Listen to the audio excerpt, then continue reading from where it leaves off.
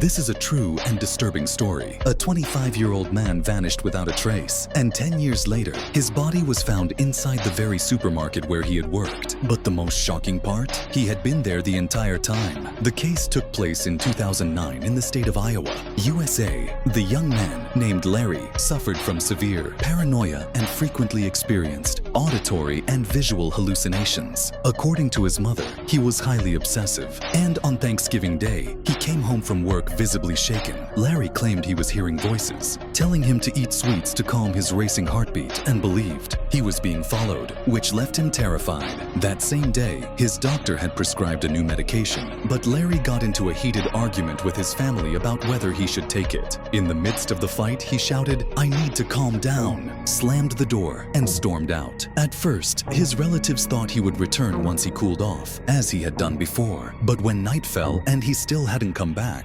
worry set in. The next day, with no sign of Larry, his family began searching for him desperately. They asked friends and acquaintances, but no one had seen him. Left with no other options, his parents called the police, who launched an extensive search of the area. Security cameras provided the only solid lead. Larry was last seen wearing a heavy jacket in the parking lot of the supermarket where he worked. After that, his trail vanished completely. Days passed, and with no new clues, his family sank into despair. With no evidence to suggest otherwise, the most widely accepted theory was that, overwhelmed by a psychotic episode, he had taken his own life. For 10 years, that remained the only possible explanation, until one morning, when the police received a chilling call. A demolition crew, dismantling shelves and refrigerators in an abandoned supermarket, had discovered human remains hidden in a narrow gap. The location? The same supermarket where Larry had worked. The store had shut down 3 years earlier due to financial struggles, and the body was in such an advanced state of decomposition that, at first glance, it was impossible to determine identity, age,